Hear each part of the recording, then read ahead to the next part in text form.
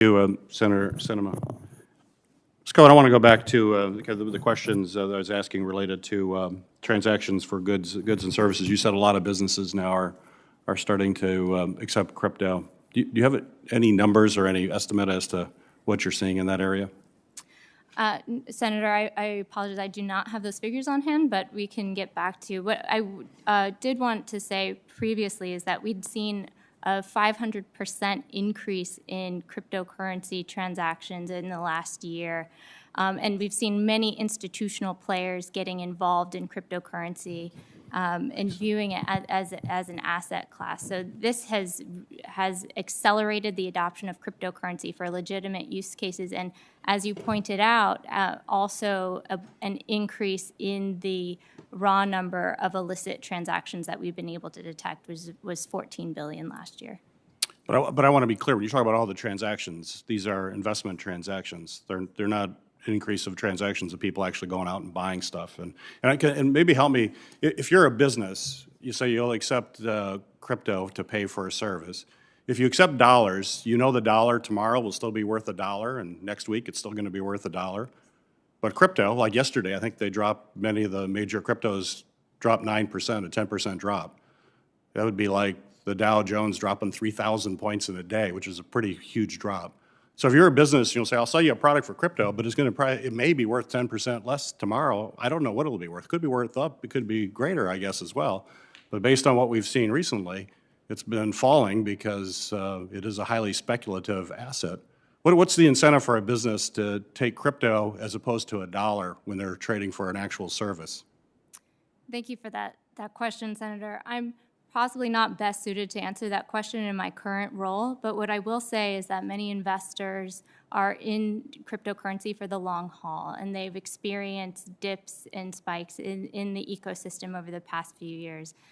Same with threat actors. They're also dealing with cryptocurrency, viewing it as a long-term investment.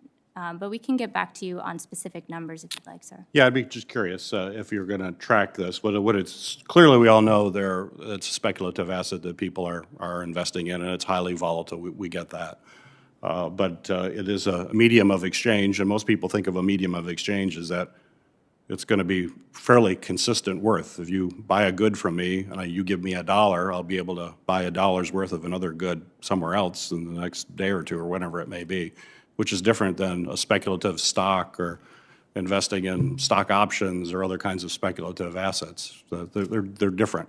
But we do know that for a variety of reasons, as we've heard today, that criminals are very attracted to crypto, and that's a big part of what the currency is used in. The actual kind of goods or services transaction is illicit. It's criminals that use this currency. In addition to speculators, it's criminals.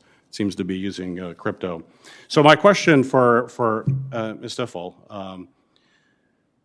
are there some additional tools that could help the federal government recover cryptocurrency ransom payments that have already been made? What additional tools should we be thinking about? Thank you, Senator. I think one of the biggest tools that can be made, and in part thanks to the work of this committee has been made, is investing both in the cyber funds and emergency authorities that have come through the legislation that's been passed, but also thinking about what we've talked about previously, is better equipping departments and agencies to manage the investigatory process that is required in order to follow the money through the blockchain. Those investments also would be useful to better equip departments and agencies to engage their international counterparts and to push for the broader application of KYC, AML, and other measures more broadly internationally, including, as I mentioned, through the Financial Action Task Force, but in other multilateral bodies where working with Europol, for example, or Interpol, more effective engagement can be made with counterparts in a range of countries where we know that cyber criminals are turning. For example, looking at Costa Rica, Peru, most recently. The United States is not the only country targeted with ransomware, and it's essential to really combat this at global scale, that we have partners in a range of jurisdictions who are able to meaningfully engage with us as we seek to investigate these malicious activities. Thank you. And Ms. Coven, last question here. If you could explain to the committee, talk a little bit more about unhosted wallets and what risk exists when crypto is transferred to unregulated peer-to-peer exchanges and unhosted wallets. What should we know about that? Thank you for your question. If I may address the previous comment, I do want to say that cryptocurrency is a technology, and as long as technologies have existed, there's always been bad actors willing to exploit it. Yes, there is significant volatility in cryptocurrency, but there is the mechanism of stable coins which can hold value.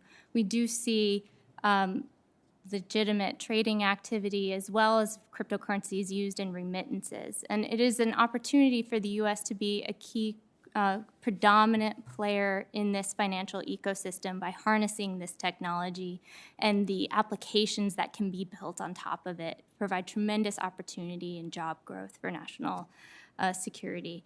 What I want to say about private wallets, we do focus on identifying services, exchanges, darknet markets, ransom payments, but in the course of our investigations, we do sometimes come across private wallets belonging to a threat actor, which allows us to monitor that wallet and also understand that threat actor's spending habits, all the tools and services purchased by that threat actor, and also cash out destinations like peer-to-peer or cryptocurrency exchanges. And peer-to-peer services are also obliged to regulatory requirements, AML, CFT requirements that do require KYC and other forms of identification.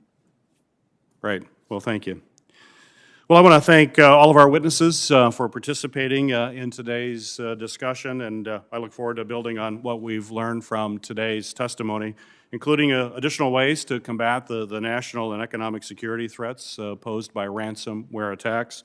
I plan to continue my investigation to further examine the role cryptocurrencies play in these cyber crimes and other criminal activities, and I look forward to exploring the issues identified during today's hearing in detail, including shortfalls in the enforcement of applicable anti-money laundering regulations for cryptocurrency transaction.